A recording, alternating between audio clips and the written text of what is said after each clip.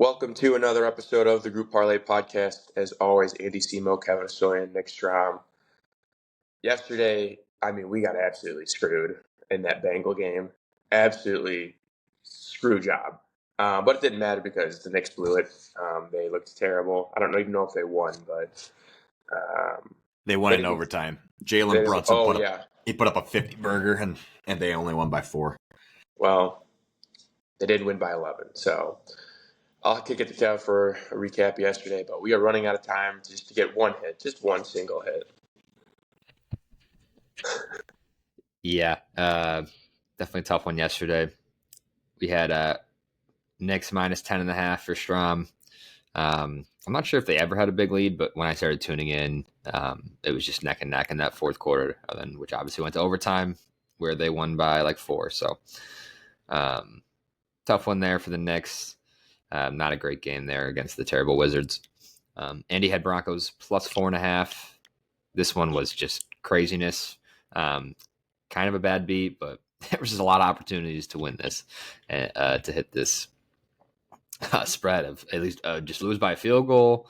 When a regulation was ending, I was hoping they were going to go for 2, which they originally lined up for, and then they decided to go to overtime, kick the extra point. So just kind of brutal there. And I had the under 49.5 in the Cardinals-Rams game.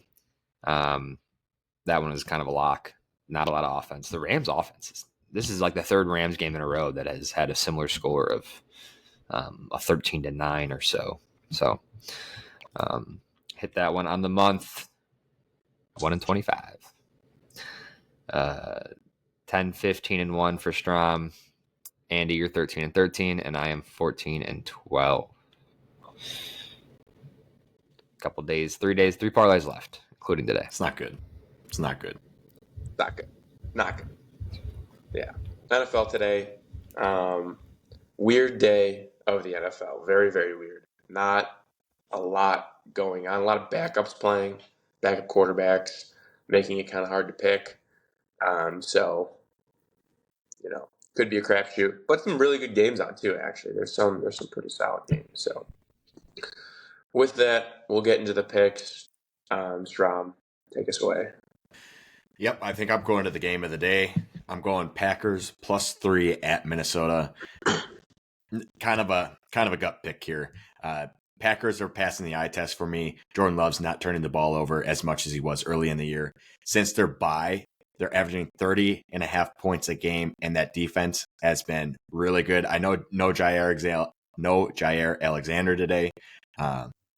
Just a gut pick here, honestly. I think the Packers are a better team. Gut pick. If you didn't take this, I would have, actually. I think the Packers are the better team. Vikings are good. They're just not as good as the Packers.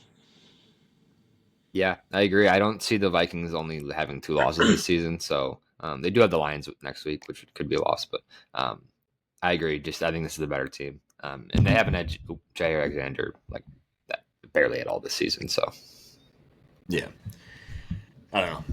I'm praying here.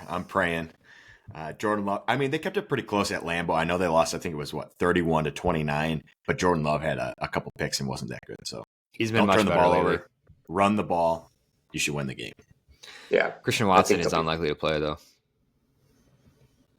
They have like 7. He's not that good. Just, yeah, they do have a lot of receivers.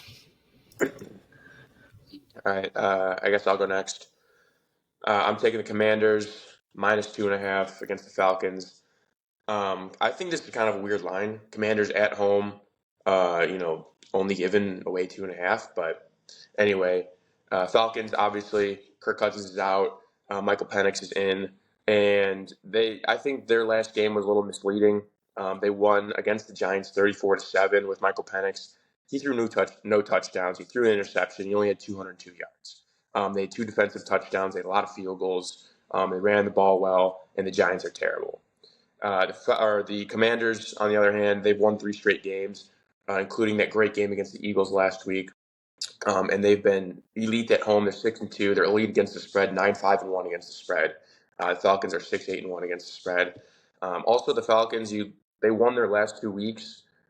It was against, like I said, the Giants and the Raiders. I mean, these are not good teams. They got blown out by Minnesota. They lost to the Chargers by 4. I mean, when they play good teams, they have not been good.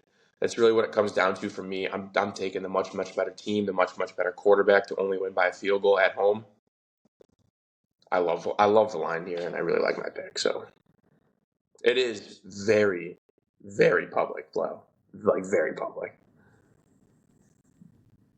Yeah, What could I go haven't wrong? actually looked at that, but I mean, It's like it's the right 88% pick. on Panthers. Yeah. Weather I think might it's the play a right pick, factor but too. Just saying, there might be some rain in Washington, which what could go wrong then? I Young just Ho want to Koo get on to the that game. IR for the Who? Falcons. Young Ho Yeah, Koo is on the he's IR been on for the the IR Oh, Falcons. though. Young Wei. They don't He's have a been kicker. injured. Riley Patterson, yeah. I just want us to get to that 7:00 game. Me that too. means we're still alive. So I know it'd be a great Sunday. Just we're alive until the 7 o'clock slate, and then something dumb's gonna happen, like a missed field goal in overtime, and they'll tie. They'll end up tying or something. Yeah, we're all different times. I like that.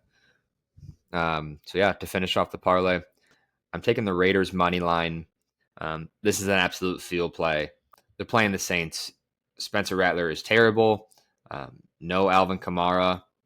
They also lost Lucas Patrick on their O-line. This offense just can't do anything. We all saw them on primetime against the Packers the other day.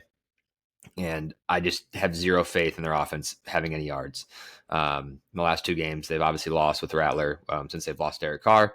Whereas the Raiders, like halfway decent sometimes. Their offense lately with the Aiden O'Connell, who was much better than the other backup, Ritter. So I have trust in Madison and Abdullah, who have been good for their backfield. Brock Bowers, who's about to break the rookie tight end record for yards. They beat the Jaguars last week, and they have a better defense. The Saints' defense is like bottom 3 in yards given up in every category, whereas the Raiders' defense is at least average. They haven't had Max Crosby the last few games, but still, this is just a better football team. I think the Raiders should win this game.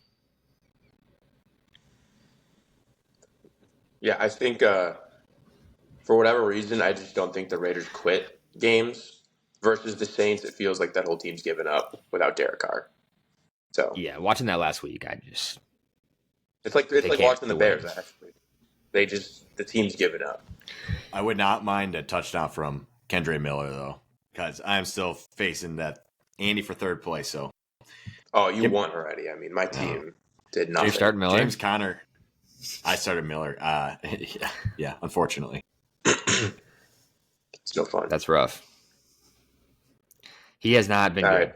Yards per carry is terrible. Sometimes you got to roll with the punches. James Conner put up a solid 1.8 Yeah, yesterday. So Yeah, I have him in my other championship, and that was no good. But at least I had Kyron Williams too, and he did okay. All right, someone recap it because I don't have a picture in front of me and on my phone. All right. To recap today's parlay, we have Strom taking the Packers +3, Andy taking the Commanders -2.5, and myself taking the Raiders money line. Altogether, a +397 for today's parlay. Woo! Come on. Baby today. Come on. All right, boys. Let's get it. All right.